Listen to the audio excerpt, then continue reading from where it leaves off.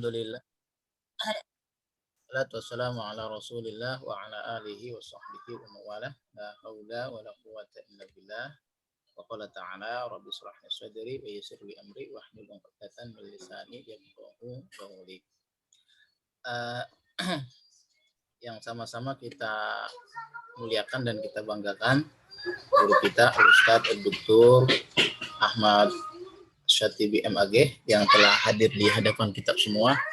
Bapak dan Ibu jamaah kajian Balaghah yang dirahmati oleh Allah Subhanahu wa taala. Tidak ada kata yang pantas kita ucapkan berulang kali kecuali menjadikan puji serta syukur kita kepada Allah atas nikmatnya pada pagi hari ini kita bisa bangun, kemudian bisa ikut join melanjutkan kajian kita yang terputus 1 minggu yang lalu. Dan ini nikmat yang besar saya rasa. Ya kan, Bu? Alhamdulillah. Untuk kajian kita pada pagi hari ini adalah masih melanjutkan kajian yang lalu, yaitu temanya seperti yang telah nampak di layar kita adalah ta'kidul madah bima yusbihu adzam. Apa itu dan bagaimana contoh-contohnya nanti akan dijelaskan oleh guru kita. Oleh karenanya untuk menghemat waktu, mari sama-sama kita simak apa yang akan disampaikan oleh beliau. Padanya waktu dan tempat dipersilakan dengan segala hormat. Falyataqabbal maskura. Assalamualaikum warahmatullahi wabarakatuh. Waalaikumsalam warahmatullahi wabarakatuh. Bismillahirrahmanirrahim. Alhamdulillah. Wassalatu wassalamu ala Rasulillah Muhammad ibn Abdullah. La haula wa la quwata illa billah. Judul kita pagi hari ini Ta'kidul madah bima yushbihu zam.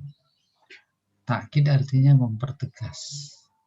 Madah artinya pujian. Ya, jadi mempertegas pujian. Seseorang memuji lalu tak puas dengan pujian sebatas itu lalu dipertegas. Nah, itu namanya ta'kidul madah. Demikian juga ada sebaliknya, ta'kiduz zam. Ini masih cerita ya, ta'kiduz zam. Mempertegas celaan. Seseorang mencela, tapi tak puas dengan celaannya itu, lalu dipertegas lagi. Pada kata pujian dan celaan ini menarik, bagian dari akar sejarah sastra Arab.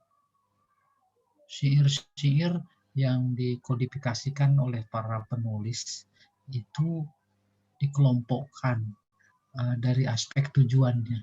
Maka di sana disebutkan di antara tujuan syair yaitu al-madah, memuji. Dan pada saat yang sama juga dengan kandungan syairnya berisi celaan, makanya disebut azam. Ada syair-syair seperti Abu Nuwas umpamanya dikenal dengan syairnya khomriyat. Khomriyat dari kata khomer. Dia sebelum masuk Islam itu luar biasa peminum berat. Syair-syairnya keluar terkait dengan memuji khomer. Dikelompokkan isi-isi kandungan syair yang terkait dengan khomer disebut khomriyat. Belum lagi nanti terhadap wanita, ya. Pada intinya memuji dan mencela. Oke.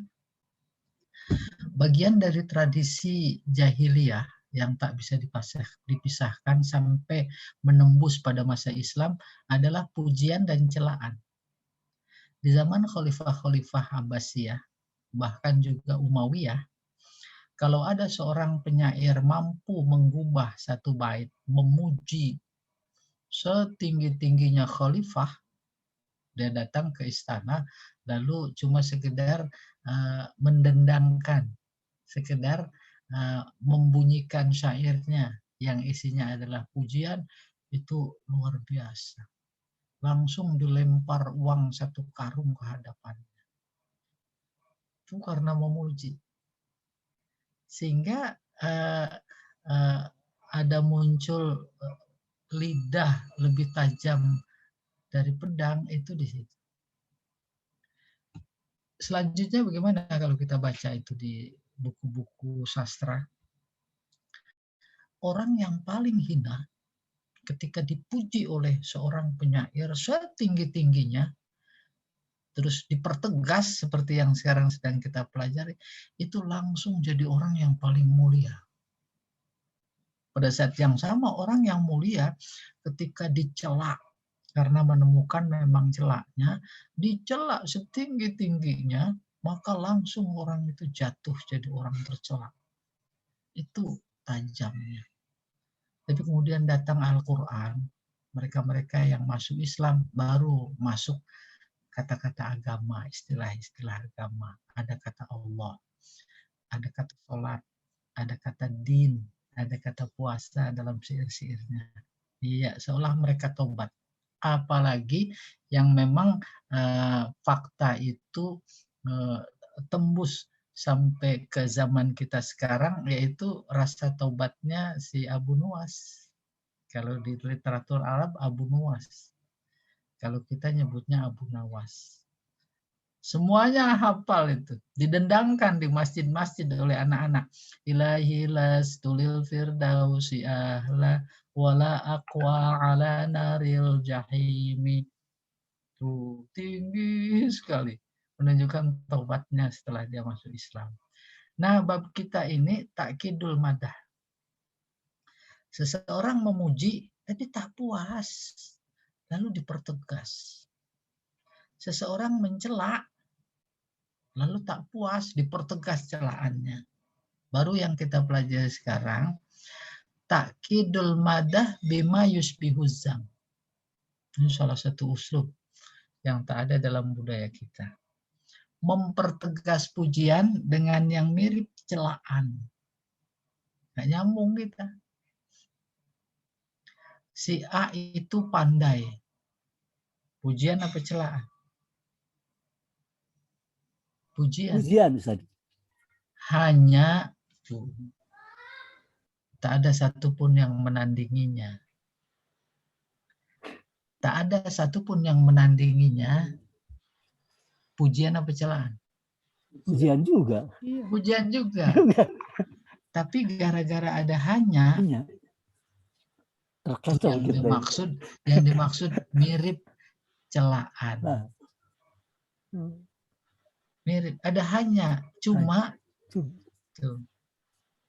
Orang itu dermawan sekali. Pujian.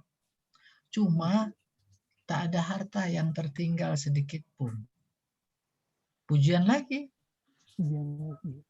Itu yang dimaksud takkidul madah bima yusbihuzam. Itu struktur kalimat. Ada hanya. Hanya itu nanti terbatas pada kata-kata tertentu saja. Illa annahu, ghaira annahu, baida annahu. Nah, coba kalau kita samakan dengan, kita bandingkan dengan budaya kita. Orang itu udah pandai, cerdas lagi. Nah, itu menegaskan. Ya dah, beda. Nggak ada masuk ungkapan takkidul madah bima yusbihuzam. Jadi kalau kita perhatikan, ketinggian bahasa adalah sejauh mana mampu mengicuh sedikit pikiran lawan bicara. Kicau sedikit, itu udah tinggi. Boleh kita lihat kemarin di Tauriyah. Boleh kita lihat kemarin di Jinas. Ya kan? Iya, apa namanya? Mengicuh. Ibu-ibu pada datang ke rumah. Ada yang bawa ini, bawa itu, bawa ini. Ini mah cerita ya, kosong. Terus bawa madu. Saya tanya, Bu, ini madunya asli apa enggak? Kalau asli jangan. Ntar istri saya marah. Tuh kan? Itu memainkan pikiran. Iya, dah. Mudah-mudahan nggak didengar sama Pak Edi. Dia nggak boleh dengar yang begini.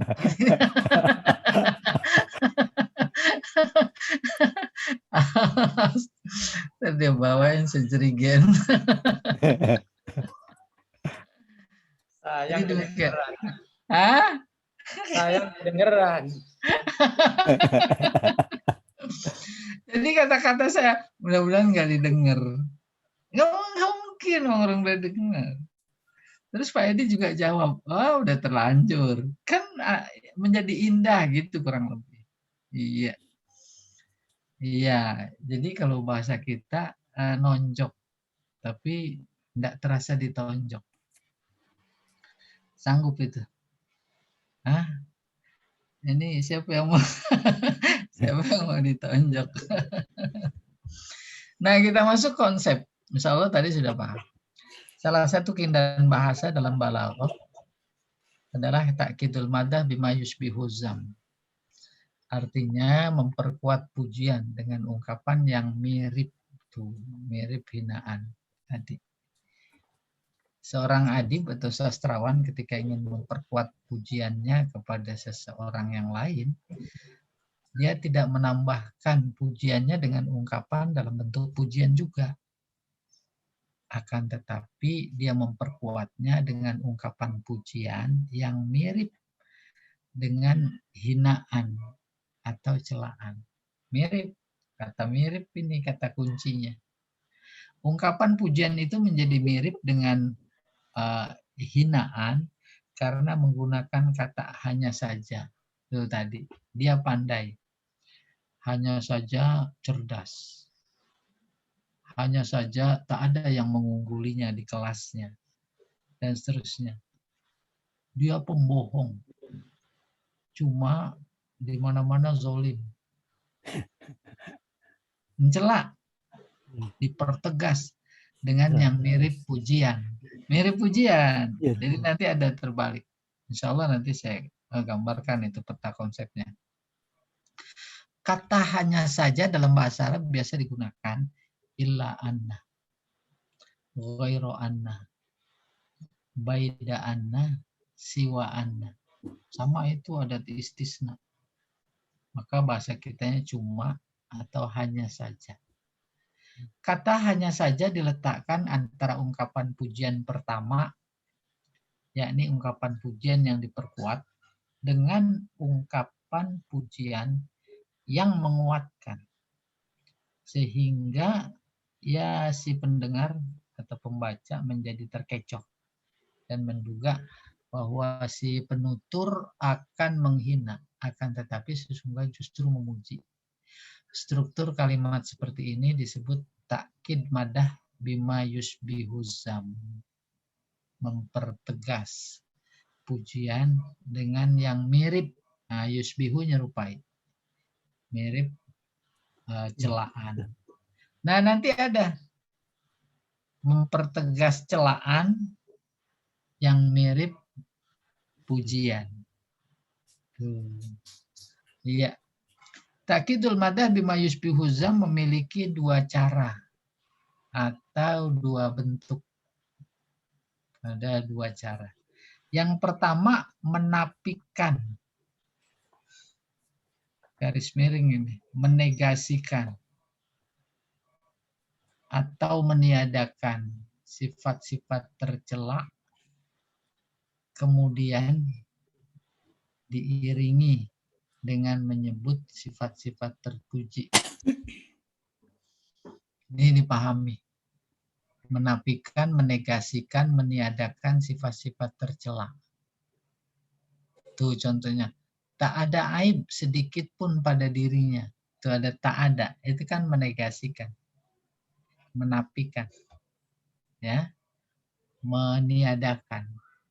Tak ada aib sedikit pun pada dirinya. Pertanyaan. Memuji apa mencela? Memuji, Ustaz. Memuji. Tapi lagi-lagi caranya pakai kata tidak. Tak ada celah. Tak ada aib, tak ada cacat sedikit pun pada dirinya. Gitu. Hanya sempurna, saja ia sangat dermawan. Bagus dong.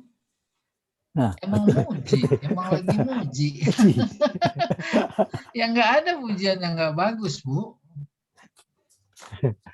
Tuh, cuma caranya yang lagi diperkenalkan secara balaghi. Apa itu? Meniadakan sifat-sifat tercela. Itu kan memuji. Tak ada aib sedikit pun, tak ada cacat sedikit pun, tak ada buruk sedikit pun, kan pujian. Iya. Ini kalau dilengkapi Ahmad tak ada aib sedikit pun pada dirinya. Nah, gitu. Si Anu gitu. Tak ada Kan aib. Nggak mungkin. Apanya tuh? Orang nggak punya aib gitu. Lah itu mau urusan ibu, bukan urusan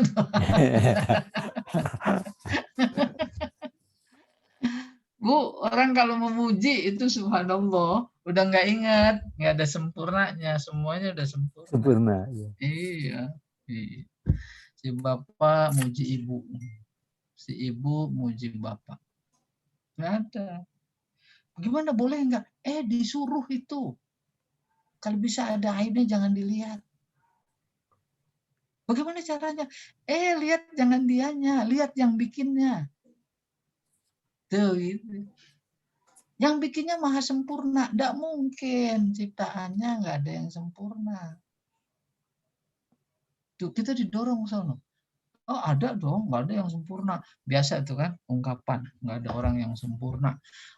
Subhanallah, itu dia nggak melihat siapa yang menciptakan. Andai kata ada jelek, oke, kamu bisa nggak nyiptakan yang jelek aja itu? Bisa. Jadi demikian, ajaran luar biasa tingginya. Persoalan ada aib, itu mata kita. Mata kita. Kita ngelihat babi luar biasa, ketimbang ngelihat ikan arwana. Ya atau tidak? Semuanya kan sama-sama ciptaan Allah. Mampu mengolah imajinasi batinnya sehingga Allah singkirkan sifat-sifat buruk, pikiran buruk yang ada dalam dirinya. Suatu ketika ada seorang santri lagi pergi mau ke masjid, lewat jalan cukup jauh setapak. Di tengah jalan ada bangke anjing. Udah anjing, wow, busuk. Kok jadi dia tekep hidung, nggak jadi ke masjid. Laporan ke Pak Kiai. Mana kata Pak Kiai, coba lihat. Coba perhatikan itu, lihat giginya bersih sekali itu anjing. Putih. Siapa yang membersihkan? Hilang itu rasa bau. Diusir oleh malaikat, gitu kurang lebih. Artinya lebih didominasi pikirannya, rasanya oleh kesempurnaan pada sisi yang lain. Ya toh? Pak Tarjani, anjing sikat gigi apa enggak?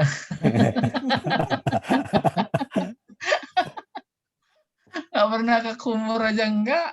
Iya. Bersih-bersih. Malah itu badak itu yang mesti dibersihin giginya. Ya Allah a'lam bishawab. Jadi kita posisikan pada aspek bahasa dan dia kemudian membawa pikiran. Makanya petunjuknya adalah bentuk bahasa, dipahami membawa pikiran. Pikiran menimbulkan tindakan, tindakan itulah yang berbasik kepada pikiran, pikiran berbasik kepada Al-Quran. Itu dia hidayah. Hidayah. Oke, berikutnya Pak Jamal. Nih, kalimat tak ada aib sedikit pun pada dirinya disebut sebagai kalimat negasi atau menafikan sifat-sifat tercela. Kalimat hanya saja disebut sebagai frasa yang dapat mengecoh pikiran atau dugaan pendengar atau pembaca bahwa si penutur akan mencela atau menghina. Tuh, tanpa baca ini tadi memang terbukti fakta. Karena ada hanya, pikiran kita udah mulai terseret kepada pujian. Enggak taunya kepada celaan. Enggak taunya pujian. Kalimat ia sangat dermawan merupakan ungkapan pujian yang mirip celaan karena didahului hanya saja. Itulah struktur kalimat yang dimaksud dengan memperkuat pujian dengan ungkapan yang mirip hinaan. Bentuk pertama. Bentuk pertama yaitu tadi menegasikan, meniadakan ya sifat-sifat tercela. Ali Al-Jarim. Harusnya kan pas itu udah langsung taruh kan, kok dilembarin. Kayaknya emang nggak salah ngomong. Iya. Ali Al-Jarim Mustafa Amin mendefinisikan ta'kidul madah bima yushbihu zam bentuk pertama ini berikut. Bagi berikut. Ayyustasna min sifati zammin manfiyatin sifatu madhin. Ini susah memahami harfiahnya. Yustasna dikecualikan dari sifat-sifat zam yang dinafikan. Apa itu naib fa'ilnya sifatu madhin? Itu arti matangnya mengecualikan sifat terpuji dari sifat-sifat tercela yang dinafikan. Gampangnya ungkapannya tak ada aib sedikit pun pada dirinya. Oh, luar biasa. Nah, apa? Pujian. Jadi kalau diungkap lewat definisi mereka itu susah dipaham. Ayustasna min sifati zamin manfiyah. Iya. Bentuk konkretnya tadi tak ada celah sedikit pun pada dirinya. Tak ada aib, tak ada cacat, tak ada kekurangan. Nah, itu semuanya menafikan sifat-sifat tercela. Iya. Menafikan sifat-sifat tercela berarti memunculkan sifat terpuji. Ya, itu dia bentuk pujian. Perhatikan contoh berikut. Tak ada celah sedikit pun dalam kepemimpinannya. Cuma musuh-musuhnya kesulitan mencari kesalahannya. Tuh. Ini dia nih. Apa namanya? Gubernur Indonesia. Ya kan? Pak. Betul ya. Gubernur Indonesia. Saya memang menjadi apa? Ada feeling di situ lagi memberi contoh saat menulis itu. Ada konferensi internasional apa namanya ulama-ulama para dai se-Indonesia di Hotel Chandra ya. Kalau nggak salah di Cempaka Putih kita ikut dari LBIK. Ini sambutan. Semuanya teriak. Gubernur Indonesia hidup. Padahal banyak tamu-tamu dari Timur Tengah. Iya. Iya. Jadi tak ada celah sedikit pun dalam kepemimpinannya. Kita tak bicara fakta, ini bicara memuji. Di antara kita juga semua memuji. Dan tidak ada konotasi salah, jangan begitu. Dan itu anjuran sampai dalam ajaran Islam ketika mengiringi jenazah, memberi sambutan, mengantar jenazah, itu saja Nabi menyuruh asyhadu atau isyhadu innahu min ahlil khair, innahu min ahlil khair. Iya. Kan mulia sekali ajaran Islam. Iya. Umpamanya ada seseorang enggak mau. Apaan? Saya tahu kemarin. Nah, itu enggak proporsional berpikirnya. Enggak relevan dengan semangat ajaran Islam. Apalagi kalau dihubungkan dengan hadis qudsinya ya Allah ya, dalam hadis qudsinya apa itu? Takhallaqu bi akhlaqillah. Berakhlaklah dengan akhlak Allah. Ada pemaaf, ada pengampun, ada rahman, ada rahim, dan ada yang lain-lainnya. Tuh, kan itu bagian dari akhlaknya ya harus terajarkan. Contoh konkretnya tadi. ketika ada jenazah, kayak apapun jeleknya. Oleh karena itu, ketika takziah nggak boleh ngomongin yang jelek. Bahkan lebih dari itu ketika dimakamkan, ketika berdoa bersama, justru orang-orang ini yang lebih membutuhkan doa kita. Lalu sedikit saya lebar. Pernikahan undangan luar biasa. Ya atau tidak? Kalau dalam ajaran Islam sejatinya bukan pernikahan yang undangannya luar biasa. Tapi ketika meninggal, undang itu orang-orang soleh yang kenal. Agar mereka datang mendoakan. Itu sudah coba bandingkan itu. Kita nggak sampai menyentuh ke sana. Ada seorang kiai, satu di Jakarta, satu lagi teman akrabnya di Palembang. Itu udah saling berpesan. Kalau saya meninggal kamu datang. Sholatin, doain. Iya kamu juga. Benar meninggal. Datang.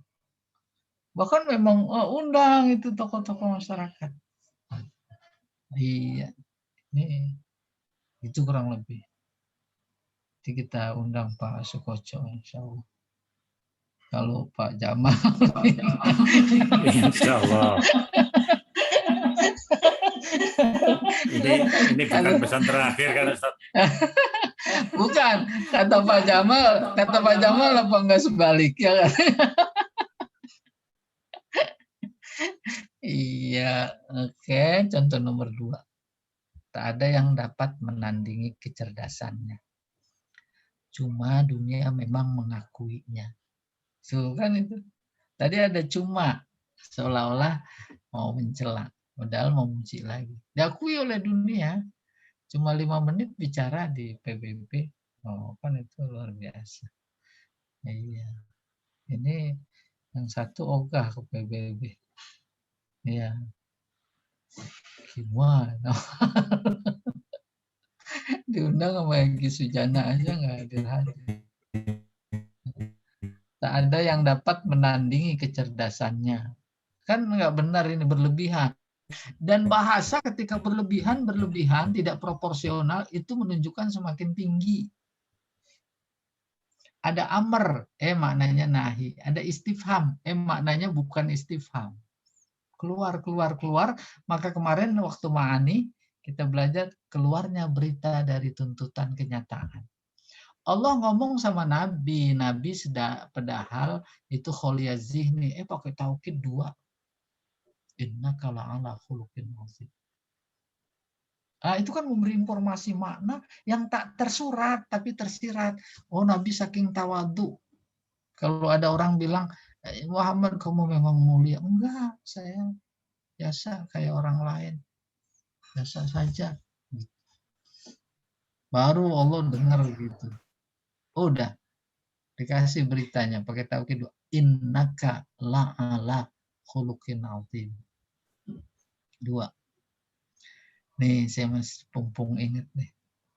Umpamanya al-ustazu hadir. Itu berita. Kalau pakai innal ustaza hadir, khabarnya itu bukan berita, itu jawaban atas pertanyaan. Hadir apa enggak ya? Dijawab. Guru hadir. Pakai inna karena jawaban. Tapi kemudian taukidnya 2. Innal ustaz lah hadir, itu bantahan atas orang yang mengingkari. Jadi demikian maknanya. Oleh karena itu kaidah luar biasa. Kita ketemu Al-Quran bisa diterapkan. Innaka la'ala khuluqin azim, bantahan atas anggapan Nabi terhadap dirinya. Dia mengingkari bahwa dia berakhlak mulia. Mengingkari bahwa dia berakhlak mulia itu kan ditangkap lagi pesan saking tawaduknya. Orang saking tawaduknya, walaupun jadi presiden ke kantor naik sepeda. Ya kan? Sepeda. Tapi dia lebih hebat lagi, bagi-bagi sepeda. Cuman Pak Jamal belum dapat ini, saya pengen dapat. Nah, baru ini contoh ketiga nih bahasa Arab. Laisa bihi aibun. Tuh. Tak ada aib padanya sedikit pun. Siwa annahu la taqa'ul ainu ala shibhihi. Ini ada artinya, hanya saja mata tak melihat yang serupa dengannya. Kalau bahasa kita gampangnya, cuma saja nggak ada yang serupa dengannya. Kalau ada cuma aja. Kan muji lagi. Tapi mirip celaan. Namanya takkidul madah bima yushbihusan. Karena menegasikan keaiban, keburukan, maka ini caranya cara yang pertama. Menafikan sifat-sifat buruk. Laisa bihi aibun. Iya. Nomor 4. Wala aiba fi ma'rufihim. Tak ada celah sedikit pun pada kebaikannya. Ghaira annahu yubayyinu ajaz syakirin an syukri. Cuma kebaikannya itu menjelaskan kelemahan orang-orang yang mau berterima kasih kepadanya. Tinggi banget. Tak ada celah sedikit pun pada kebaikannya. Hanya saja kebaikannya menjelaskan ketidakmampuan orang-orang untuk berterima kasih.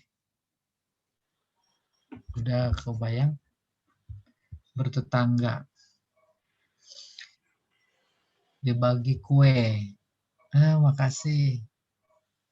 Terus yang dibagi ada pikiran kapan-kapan ingin membalas. Belum sempat membalas, udah dibawain lagi. Sayur asem. Makasih. Ada kepikiran, waduh saya mau balas. Belum sempat membalas, dibawain lagi sop. Bawain lagi semur. Tuh kan dia menjadi lemah berterima kasih. Ya atau tidak? Pas yang terakhir dibawain marangi. Wah, udah. Nggak bisa berterima kasih lagi. Nah, itu kayak kondisi kebatinan kayak begitu, seorang sastrawan bisa mengemukakannya, dikemukakan nih. Maka tadi bunyinya saya nggak hafal. La aiba fi ma'rufihim gitu. Ghairu annahu yubayyinu ajaz syakirin an syukri. Susah ya. Bapak Ibu, ada seorang pujangga. Penyair, bukan penyair ya, pujangga. Pujangga itu adib Mesir, masuk dalam era modern. Namanya Mustafa Lutfi Al-Manfaluti. Itu oleh para tokoh, para sastrawan, dia digelari sebagai adib farid, artinya sastrawan yang unik. Apa uniknya? Tak ada yang mampu menandingi ketinggian bahasanya. Bahasa yang dikemukakan dalam bentuk prosa. Buku-bukunya dibaca, dipahami, nangis. Kayak kita baca cerpen gitu kurang lebih. Dalam. Perasaan yang paling dalam dia korek, lalu dia bisa kemukakan lewat bahasa ungkapan. Itu uniknya. Sampai detail sekali. Ya, di kelas kita nggak bisa paham. Ada bukunya namanya Abarot. Enak bacanya. Abarot artinya cucuran air mata. Setiap bab, judul babnya yatim. Tuh, gitu. Cerita anak yatim, siapa yang nggak sedih? Nah, kesimpulannya, bahasa itu mampu mengantarkan kepada si pendengar imajinasi yang paling tinggi. Dari sekian ketinggian bahasa manusia yang ada, Al-Quran itu luar biasa dahsyatnya. Informasinya, cerita yang gaib. Oke, kembali ke pokok persoalan. Takkidul madah bima yusbihuzam ada dua cara. Cara pertama yaitu menegasikan, menafikan sifat-sifat tercela. ungkapannya yaitu la aiba, la aiba, la aiba. Tidak ada celah sedikit pun, cuma gitu. Tidak ada buruk sedikit pun, cuma dipuji lagi. Baru kita masuk yang kedua. Menetapkan sifat terpuji pada sesuatu. Kalau tadi menafikan sifat tercela.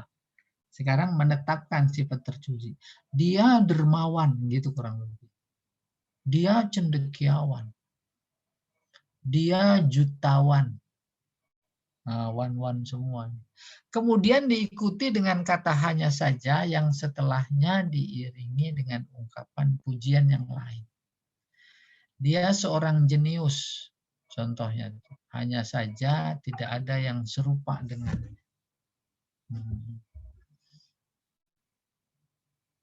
Habibie ilmuwan dunia. Hanya, ada hanya, maka pikiran terseret kepada mencela.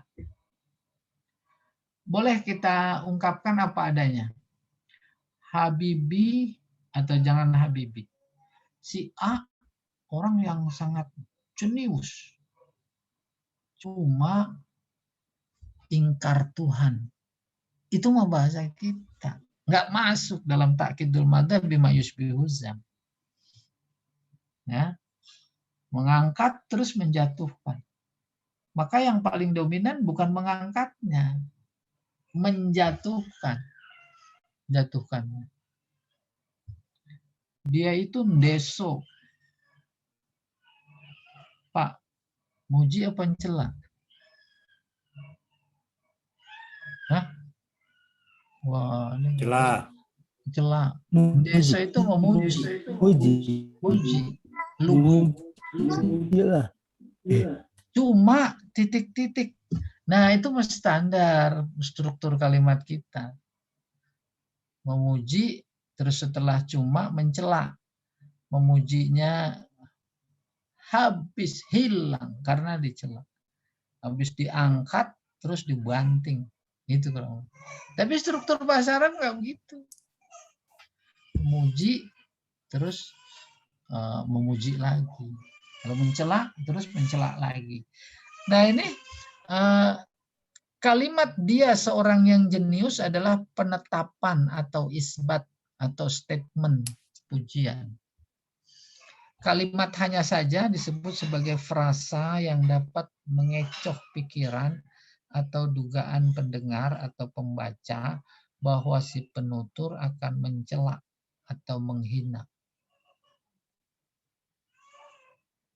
Berikutnya Pak Jamal. Kalimat tidak ada yang serupa dengannya merupakan kelewat. Iya.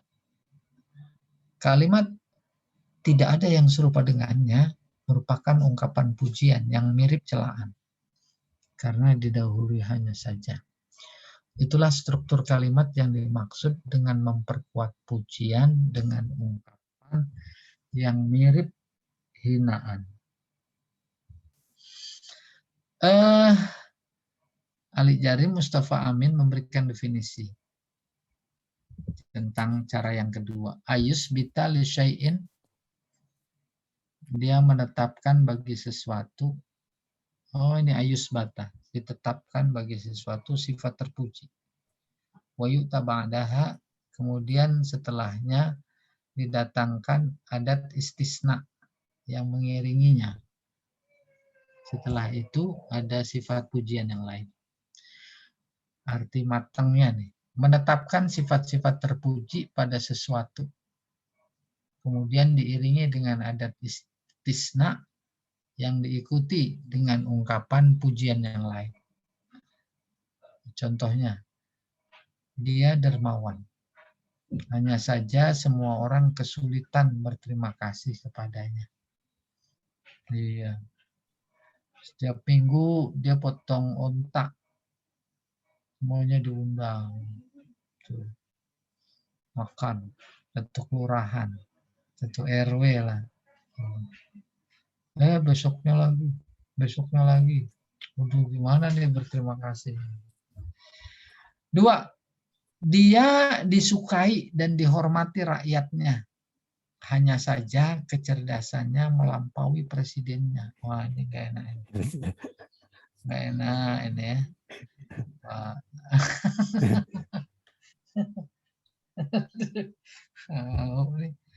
Ini kan semuanya kehendak Allah, kata Pak Sukoco. Nomor 3, qaulun nabighah al-Ja'di fil madih. Ada seorang penyair namanya An-Nabighah. Dia digelari dengan kata al-Ja'di. Ja'di artinya keriting. Rambutnya keriting. Lalu dia berkata, Fatan kamulat akhlakuhu. Itu ya. Fatan kamulat akhlakuhu. Dia seorang pemuda. Kamulat, sempurna akhlaknya. Kegantengan, kecerdasan, kesopanan, ya, sempurna. Ghaira annahu, cuma jawad, dermawan. Pamayubki minal mali baqian. Tak ada harta yang ketinggalan sedikit pun yang tersisa. Tuh puji lagi. Udah ganteng, cerdas, mapan, cuma dia dermawan. Tuh ada cuma. Kalau kita nggak punya budaya kayak begitu. Ganteng, mapan, dermawan, cuma nggak mau nikah. Umpamanya. Gitu. Atau uslub kita udah, mau pakai kata udah. Udah ganteng, dermawan lagi. Kalau mencela, udah goblok, apa lagi? Terus lagi. Udah goblok hidup lagi. Ini Pak Sukoco pengalaman ini. Pengalaman sama bawahan. Udah goblok, bego lagi. Iya, sampai nggak ada kata celaan yang pantas buatnya. Karena nggak ada, maka yang ada keheranan. Heran. Oh, banyak sekali itu kalau mau disebutkan.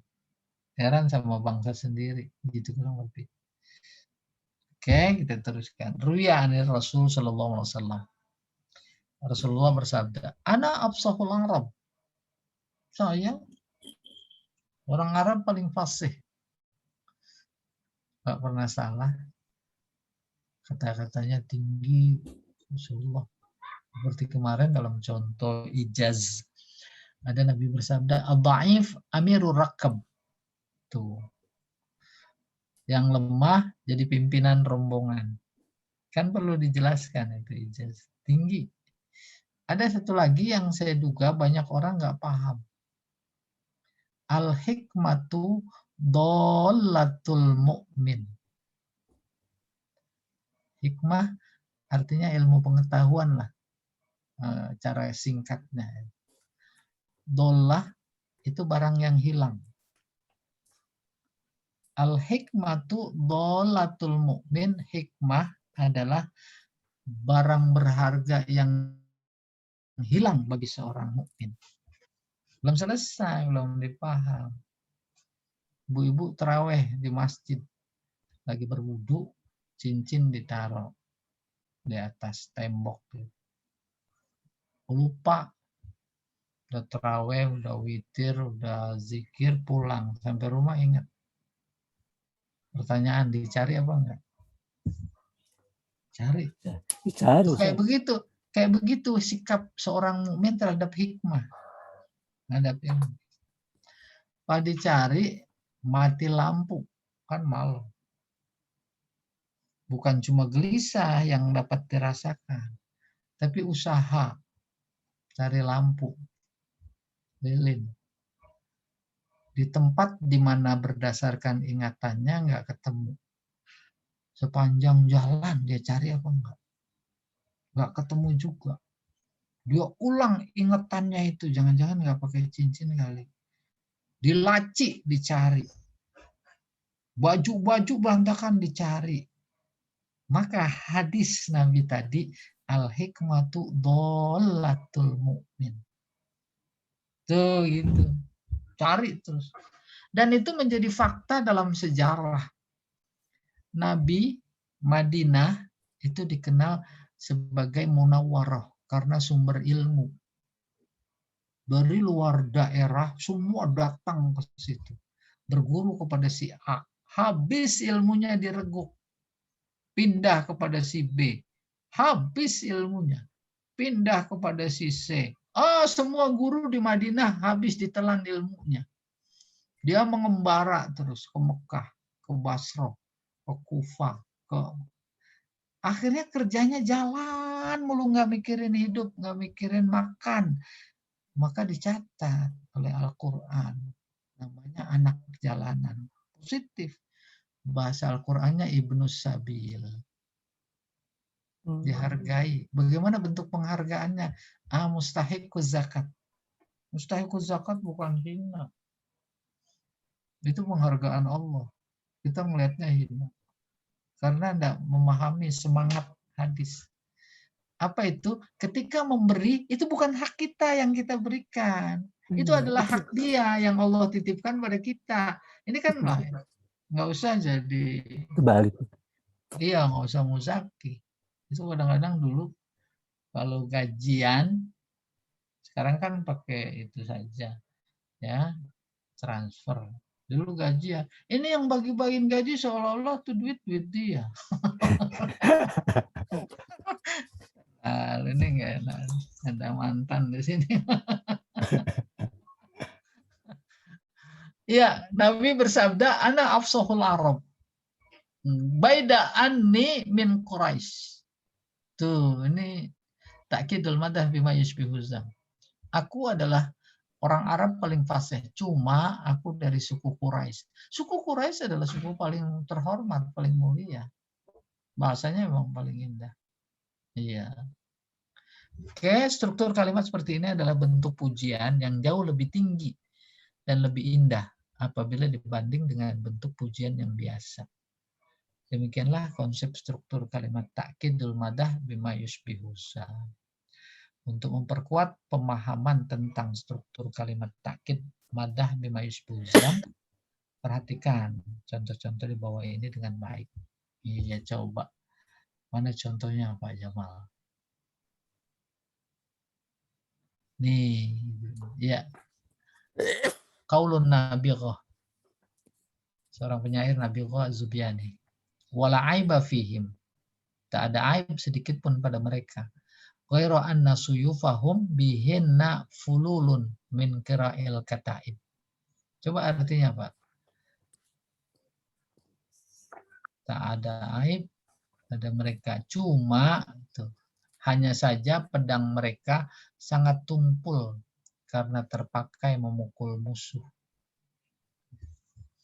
Ujian itu.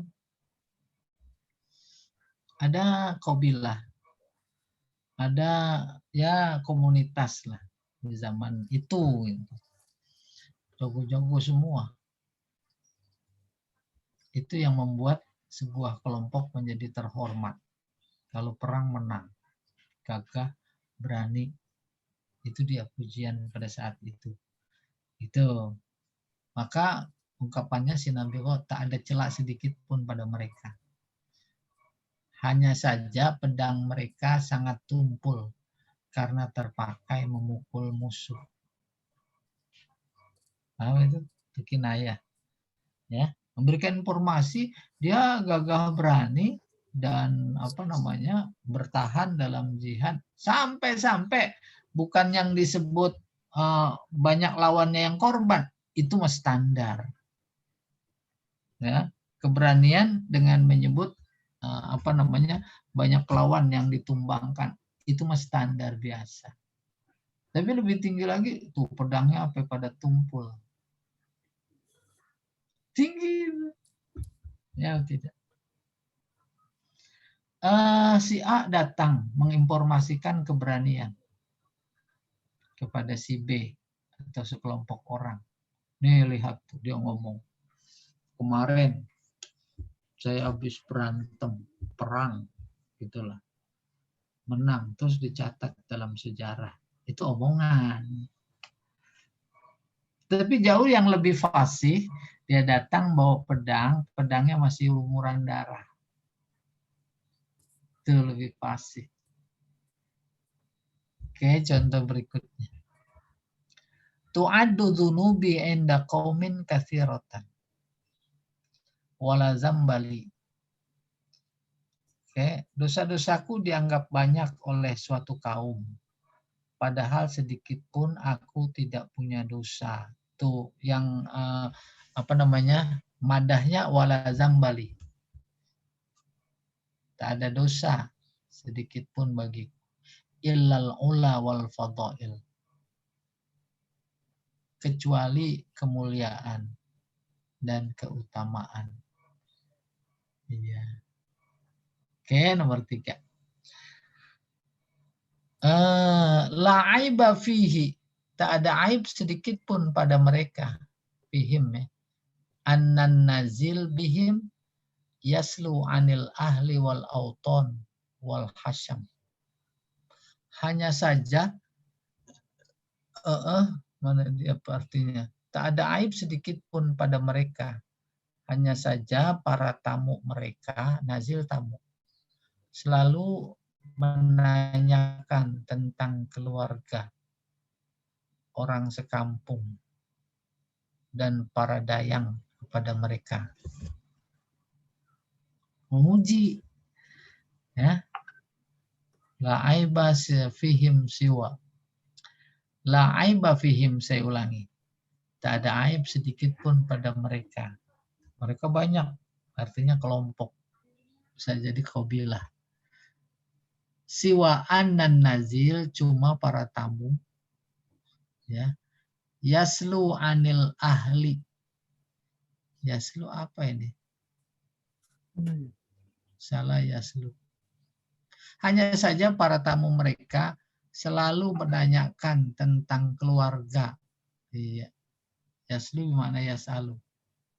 Anil ahli wal auton wal hasyam. Hubungan antara kelompok A dengan kelompok B luar biasa dekat. Luar biasa dekat. Maka kedekatan itu tercermin ketika bertetamu yang ditanya. Apaan yang ditanya? Kita juga begitu. Si Anu gimana keadaannya? Si Anu gimana? Sekarang ada di mana? Tuh gitu tuh. Coba kalau nggak ada hubungan keluarga yang dekat, pada nanya begitu nggak? Datang aja, dia nggak tanyain yang nggak ada. Nah, ketika ada tamu yang ditanyakan adalah begitu tentang keluarga, maka menunjukkan itu adalah pujian. Pujian. Emang benar sih. Terus kalau nggak nanya-nanya tentang keluarga, terus dia kenapa nggak nanya-nanya keluarga? Ngapain amat? Itu kan urusan dia. Mau di mana kayak? Mau sakit kayak, mau udah mati kayak. Kan beda itu. Nomor 4. Wa mana qamu. Nih Al-Quran. Wa mana qamu. Mereka tidak mencela Allah dan Rasulnya. Illa aghnahumullahu wa rasuluhu min fadlih. Kecuali, ini kutipan, hanya saja Allah dan Rasulnya telah melimpahkan karunia-Nya kepada mereka. Nah, kamu dendam. Mana kamu? Mereka tidak dendam. Pertanyaan, pujian apa celaan? Pujian. Dendam itu negatif. Ya, tidak memaafkan. Mereka tidak mendendam. Cuma Allah mencukupkan, Allah dan Rasulnya mencukupkan bagian dari karunia-Nya. Sebagian dari karunia-Nya. Tuh. Mereka tidak dendam karena mendapatkan karunia dari Allah, yaitu dicabut sifat dendamnya. Pujian. Karena pakai ilah, anna, maka pujian dimaksud mirip celaan. Nomor 5, laisa bihi aibun siwa annahu la. Ini sudah nih kayaknya. Tak ada aib sedikit pun. Cuma saja mata tak mendapati yang serupa dengannya. Gitu. Sudah itu kayaknya. Iya, berikutnya Pak Jamal. Habis ya? Masih. Masih itu. Ini sudah juga ini. Ini kayaknya emang latihan mengulang ya. 8. Nih. La aiba fihi. Tak ada aib sedikit pun baginya. Ini cara yang pertama untuk menafikan aib. Ghaira anni qasadtuhu. Fa'ansatni al-ayyam ahlan wa mautina. Tak ada celah sedikit pun padanya. Hanya saja saat aku menemuinya, aku terlupa karena lamanya berpisah. Ternyata dia adalah keluarga dan sekampung. Si A berteman sama si B SD, SMP. Terus si B pindah dan menetap, belajar di luar negeri, menetap sana. Suatu ketika si A juga ada kesempatan belajar. Akhirnya terus ada silaturahim. Semua pelajar Indonesia diprakarsai oleh kedutaan. Tak diduga ketemu sama si B di sana. Lalu si A berkata, la aiba fihi. Gak ada aib sedikit pun. Tuh pujian. Ghaira anni qasadtuhu, cuma ketika aku ketemu membuat aku lupa. Pujian juga. Ternyata dia adalah keluarga dan sekampung lagi. Tuh, bisa mungkin terjadi. Ya, tinggi banget ini hayalan. Oke, saya ulangi. La aiba fihi ghaira anni qasadtuhu fa ansatnil ayam ahlan wa mautina. Ternyata dia keluarga ahlan wa mautina, sekampung tanah air. 9. La aiba fikum ghaira anna duyufakum tu'abu binisyanil ahibbati wal watan. Tak ada aib sedikit pun pada kalian. Hanya saja tamu-tamu apa itu? Kebodohan itu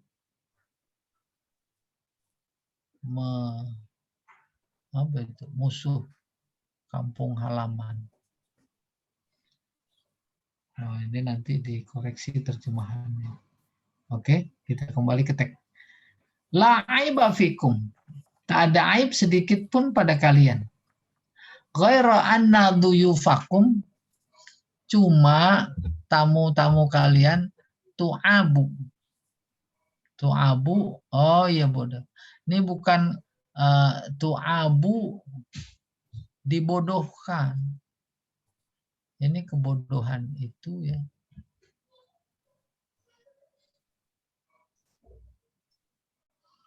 Tu'abu binisyan. Sebentar saya pikirin dulu. Tu'abu binisyanil ahibbati wal watan. Sebentar. Annaduyu fakum, tamu-tamu kamu itu diaibkan dengan melupakan ahibba ya, kasih sayang ya, wal watan. Kebodohan itu apa itu? Musuh kampung halaman. Saya ulangi lagi. Tak ada aib pada kalian. Cuma tamu-tamu kalian itu oh iya.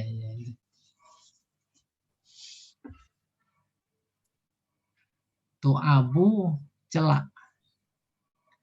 Diaibkan. Celak maksudnya. Aib. Dengan sebab apa? Dengan sebab melupakan.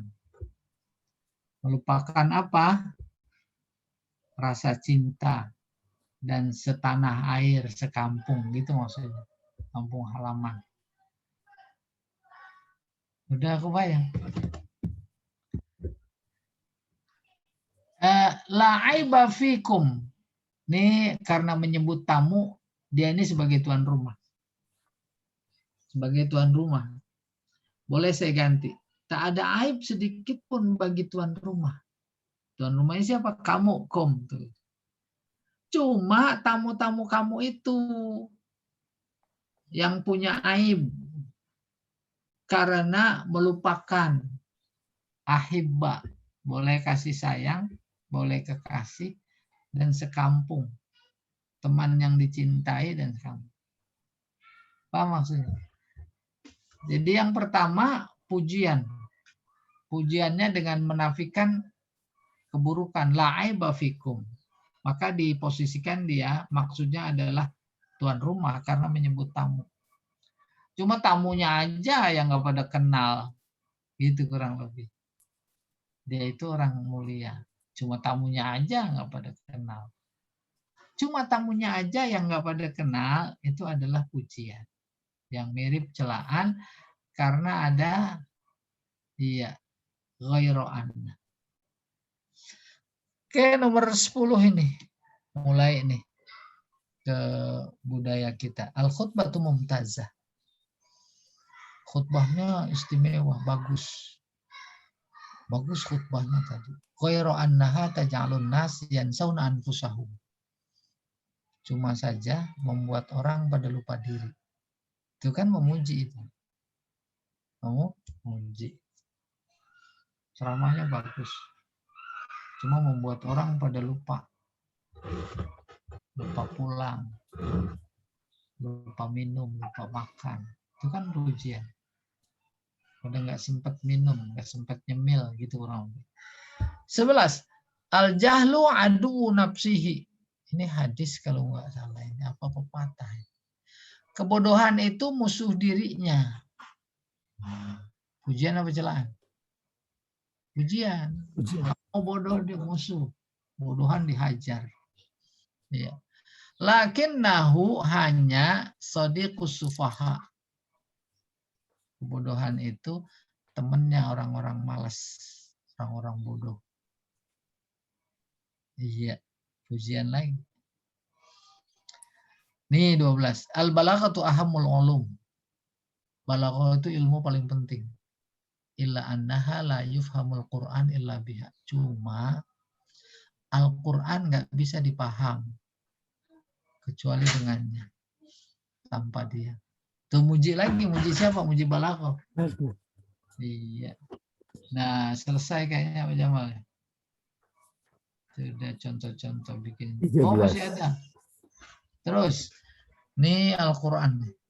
13, Pak. La yasma'una fiha lagwa. Di surga nih. Wala taksima. Mereka di surga, ya, dalam surga. Surga salah ketik gitu, surha. Nggak mendengar omongan sia-sia dan dosa. Illa qilan salama.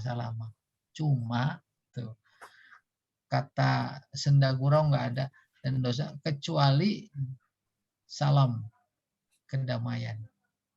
Iya. Jadi la yasmauna fiha lagwan wala taksima, itu pujian terhadap surga. Illa, nah itu yang membuat mirip dengan celaan. Illa qilan salam. Iya. 14. Toha ma anzalna alaikal Qur'an litasqa. Kami tidak menurunkan Al-Quran kepada engkau agar engkau berduka, ya, sedih. Illa tazkiratan, hanya saja dia sebagai peringatan bagi orang yang takut.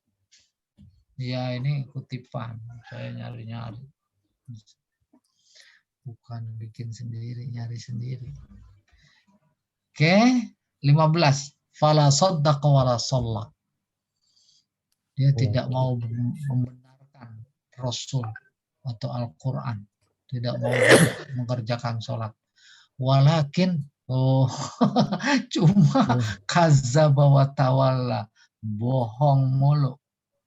Udah bohong, berpaling, ya, berpaling dari dana haji. Hah? Pakai deh tuh Abimanyu. Dulu percaya banget. Sekarang dia jadi bemper, suruh ngomong. Kayak begitu, ini zaman-zaman fitnah. Selesai dulu Pak Jamal ya. So, mudah-mudahan nggak ada yang nanya. Ngapain? Apaan yang ditanya? Nah.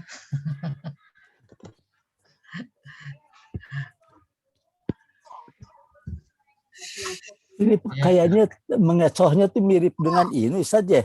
Mirip Coba. dengan takidul ini apa namanya? Sama dengan husni taklil juga, Ustaz, kan gitu juga kelihatannya apa namanya mengecoh terhadap apa namanya alam pikir ini kita gitu. Jadi kata kuncinya mengecoh. Iya.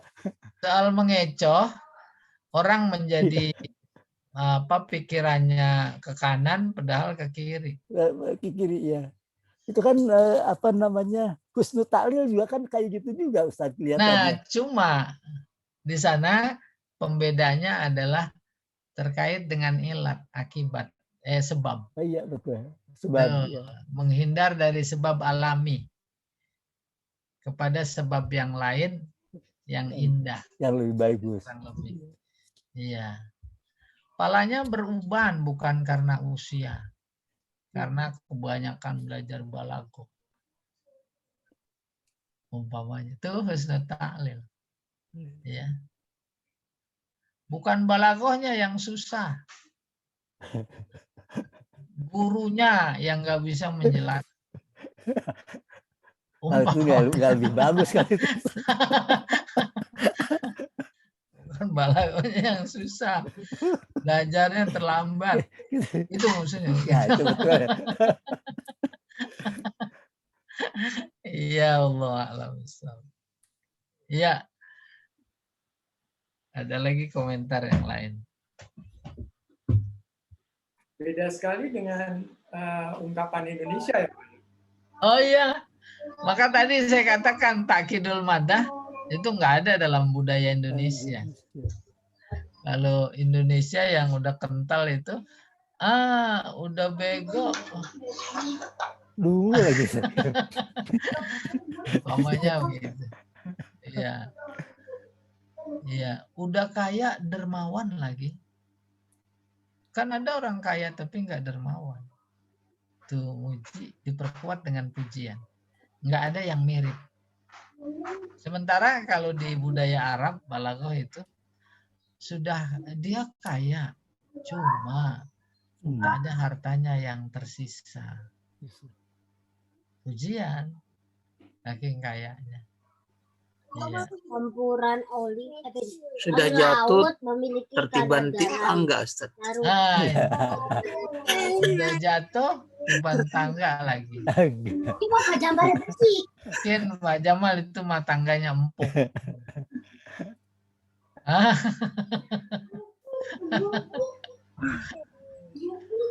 Iya. Jadi walakin juga masuk itu ya, Ustaz? Walakin Masuk. Ada Iya. Iya. Masuk walakin. Walakin illa gitu juga ya masuk. Illa anna. Illa anna. Ghairu anna, baida anna, siwa anna. Iya. Iya. Bisa dijelaskan Pak Ustadz, apa yang menjadi penyebab perbedaan pola pikir dengan bangsa kita misalkan, Iya. dengan orang Arab. Bagaimana perbedaan itu bisa terjadi? Oh, bagus sekali. Nggak usah jauh-jauh. Orang kota sama orang kampung, cara berpikir berbeda. Orang yang berpendidikan tinggi sama yang menengah dan terbatas berbeda. Produk pikiran, bahasa ilmiahnya budaya. Ya, dari kata budi, akal, daya, potensi. Maka orang berpikir menghasilkan, itu memproduk produk pikiran. Umpamanya dalam konteks bertani, Indonesia mau Australia beda. Orang kampung apalagi. Kalau bertani, dia mau ke sawah, ya buka baju, buka sepatu, buka. Sementara di Australia, umpamanya dia justru pakai jas, pakai sepatu, pakai dasi. Sama ladang. Ya. Apalagi orang jahiliyah sebelum Islam dan setelah Islam. Islam membawa pikiran. Pikirannya juga berstandar dari wahyu. Maka kemudian menjadi punya sikap yang berbeda. Sikap adalah produk dari pikirannya. Pikirannya juga menjadi punya sumber. Ketika sumbernya berbeda, maka sikap sebagai produk pikirannya juga berbeda. Terus kita telusuri antara Arab dan Indonesia. Kalau di sana simbol berani singa. Sini udah nggak singa. Simbol cantik bulan. Maka di latar belakangnya emang pemandangan satu-satunya paling cantik, paling indah cuma bulan malam hari. Maka menyerupakan orang wanita yang cantik itu seperti bulan. Ya, tapi kemudian kalau diukur pakai budaya Indonesia, ya bulan pada berlubang dibilang cantik. Tuh. Nah itu nggak boleh dibantah. Kita teruskan. Dengan geografisnya yang ada, maka tak muncul kata-kata sedia payung sebelum hujan. Nggak ada. Nggak ada payung. Bentuk rumah aja dulu sama sekarang beda. Indonesia sama sana beda. Karena faktor lingkungan sebagai faktor yang membangun kebudayaan gitu. Tetapi yang semakna dengan ungkapan sedia payung sebelum hujan itu ada, dan itu menginspirasi, menginformasikan fakta kehidupan dan lingkungan mereka, lingkungan sosial mereka. Apa itu? Siapa menggali lubang? Oh, bukan itu. Kalau itu berakit-rakit, bukan itu. Sebentar, saya jadi lupa. Di sana ada peribahasa, siapa menggali lubang, dia akan terperosok. Itu kan di latar belakang oleh budaya yang ada. Kalau kita, apa yang sebanding dengan itu? Menepuk air di tulang, terpercik muka sendiri. Tuh. Banyak yang kayak begitu. Kalau sedia payung sebelum hujan, itu budaya kita. Mereka tidak penuhkan anak panah sebelum berangkat. Berburu. Nggak pernah penuhin dulu. Jangan sampai ntar udah ada kijang, rusak, segala macam. Ini nggak ada. Iya. Tuh kan makna sama. Sehingga dalam konteks bahasa adalah budaya. Semakin tinggi budaya seseorang, bahasanya semakin tinggi. Ya, jadi itu yang melatar belakangi perbedaan-perbedaan, yaitu faktor budaya. Oh alam, apa benar begitu saya nggak tahu. Ada lagi yang lain? Atau Pak Edi kayak begitu yang ditanya ya? Saya udah.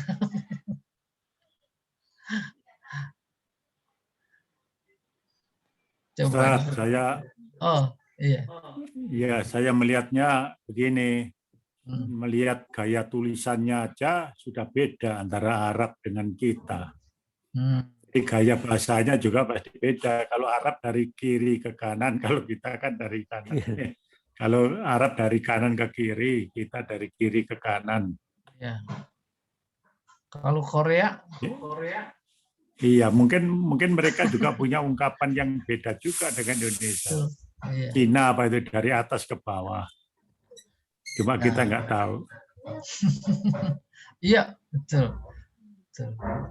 Iya. Baik Ustadz, kayaknya ini Ustadz sudah bisa dipahami. Iya. Pak Tarjani?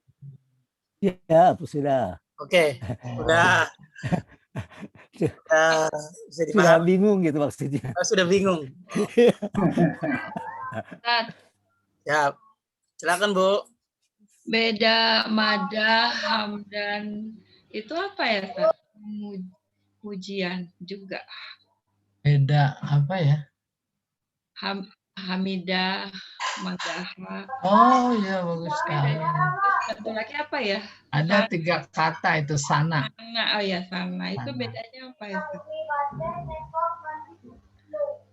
Kalau madah pujian, sana juga pujian, itu masih bisa konotasinya negatif.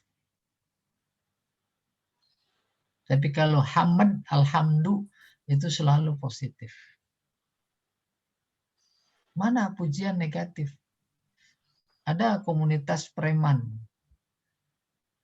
Ada pimpinannya. Terus dia menugaskan, kamu cari hantu mangsa di terminal. Kamu di pasar. Ntar jam 11 store. Umpamanya gitu. Belum jam 11 itu si A anak buahnya udah setoran banyak lagi di atas target. Dipuji nggak dia? Puji. Jawabin aja. Tuh madah. Tuh madah. Demikian juga itu sana. Ya. Sana. Bisa dipakai dalam konteks positif, bisa negatif. Tapi kalau alhamdulillah nggak bisa. Syair, pujian, bisa positif, bisa negatif. Oleh karena itu, dalam bab tujuan syair, agradus syari, yang disebut madah, bukan hamd. Madah. Iya, Allah alam bissawab. Pujian berarti bisa negatif, Ustaz ya? Jangan sebut pujian. Hamd. Ya madah. Nah, iya. gitu. Iya, madah. Bisa negatif kayak tadi ilustrasinya. Puji. Syukran, Ustaz. Ya ampun. Baik Ustaz, kayaknya tidak ada pertanyaan lagi. Iya Pak Jamal. Alhamdulillah Bapak dan Ibu jemaah kajian Balago yang dirahmati oleh Allah Subhanahu wa taala. Demikianlah tadi sama-sama kita simak ilmu yang begitu gampang-gampang susah, Ustaz. Susah gampang. Susah-susah gampang atau gampang-gampang susah itu tergantung pribadi. Baik, mudah-mudahan yang susah-susah gampang ini ya menambah kecintaan kita terhadap belajar ilmu balago. Itu saya yang diharapkan. Baik, akhirnya mari kita cukupkan kajian ini dengan baca kafaratul majlis. Subhanakallahumma wa bihamdika.